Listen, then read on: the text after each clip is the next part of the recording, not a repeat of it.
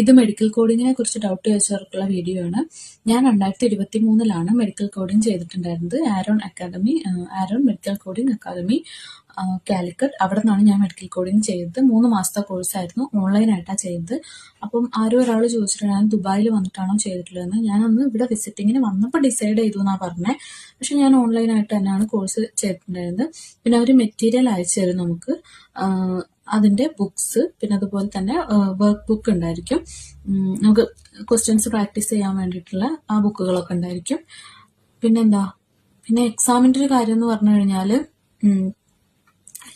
എല്ലാവരും പറയും, വേറൊരു കാര്യം എനിക്ക് എപ്പോഴും പറയണം എന്ന് തോന്നിയിട്ടുള്ളത്, എല്ലാവരും പറയും ഡോക്ടേഴ്സ് ആയതുകൊണ്ട് ഈസി ആണെന്ന് പറയും. പക്ഷെ ഈസി അല്ല.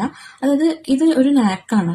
ആ എക്സാം പാസ്സാവാന്ന് പറഞ്ഞു കഴിഞ്ഞാൽ നമുക്ക് യൂണിവേഴ്സിറ്റി എക്സാമിന് പഠിക്കുന്ന ആ ഒരു നാക്ക് എടുത്തിട്ട് നമ്മൾ ഈ എക്സാം അറ്റൻഡ് ചെയ്യാൻ പോയി കഴിഞ്ഞാൽ നമ്മൾ പാസ്സാവൂല. ഇത് വേറൊരു ട്രിക്കാ. നമുക്കിതിൽ അനാറ്റമി, ഫിസിയോളജി, പിന്നെ കോഡിങ് കാര്യങ്ങളാണ് വരുന്നത്. അനാറ്റമി ഫിസിയോളജി പഠിപ്പിക്കുന്ന സമയത്ത് നമുക്ക് സുഖമാണ്, ക്യാച്ച് ചെയ്യാൻ സുഖമാണ്. പക്ഷെ കോഡിങ്ങിന്റെ ലെവലിലേക്ക് വരുമ്പോൾ എല്ലാവരും ഒരേ ലെവലിലേക്കും കിടക്കുക. അപ്പൊ അത് മനസ്സിലാക്കി പഠിച്ചു കഴിഞ്ഞാൽ നമുക്ക് ഈസി ആയിട്ട് കയറി പോകാൻ പറ്റും, എക്സാം പാസ്സാവാൻ പറ്റും. 70% ആണ് മാർക്ക് വേണ്ടത്. 70% ആണ് മിനിമം മാർക്ക് വേണ്ടത്.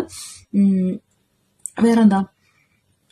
പിന്നെ ഇന്ന് ഇൻസ്റ്റിറ്റ്യൂട്ടിനെ പറ്റി പറയുകയാണെന്നുണ്ടെങ്കിൽ വളരെ നല്ലൊരു ഇൻസ്റ്റിറ്റ്യൂട്ടാണ്. ഇതൊരു പ്രൊമോഷൻ വീഡിയോയോ അല്ലെങ്കിൽ നിങ്ങൾ അവിടെ പോകണം എന്ന് ഞാൻ നിർബന്ധം പറയല്ല. എൻ്റെ എക്സ്പീരിയൻസാണ് ഞാൻ പറയുന്നത്.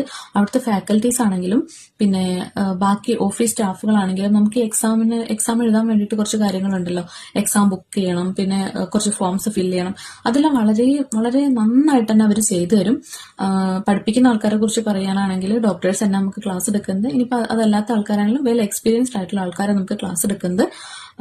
പിന്നെ ഈ കോഴ്സ് കഴിഞ്ഞു കഴിഞ്ഞാൽ, അതായത് നമ്മുടെ ക്ലാസ് കഴിഞ്ഞു കഴിഞ്ഞാൽ നമുക്കൊരു 15 days എക്സാം പ്രിപ്പറേഷൻ ക്ലാസ് ഉണ്ട്. ഞാനൊക്കെ ശരിക്കും ആ എക്സാം 15 ദിവസത്തെ ക്ലാസ് അറ്റൻഡ് ചെയ്ത് മോക്ക് ടെസ്റ്റ് എഴുതിയത് കൊണ്ടാണ് ഞാൻ പാസ്സായിട്ടുള്ളത്. ഞാൻ ശരിക്കും പറയാം. കാരണം എനിക്ക് ഭയങ്കര ബുദ്ധിമുട്ടായിരുന്നു കേട്ടോ പഠിക്കാൻ. അതായത് ആ ഒരു ട്രിക്ക് മനസ്സിലാക്കാൻ ഭയങ്കര ബുദ്ധിമുട്ടായിരുന്നു.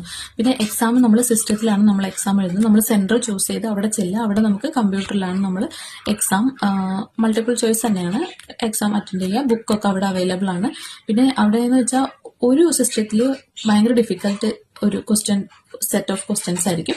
അടുത്തതിൽ മീഡിയം, അടുത്തതിൽ ലോ റേഞ്ച്, അങ്ങനെ ആയിരിക്കും. അപ്പം നമ്മുടെ ലക്കാണ് ഏത് സിസ്റ്റം നമുക്ക് കിട്ടും, നമ്മൾ എക്സാം പാസ്സാവുക എന്താന്നുള്ളത്. അപ്പം നമ്മുടെ 100% എഫേർട്ട് ഇടുക. ബാക്കി ദൈവത്തിന് വിട്ടുകൊടുക്കുക.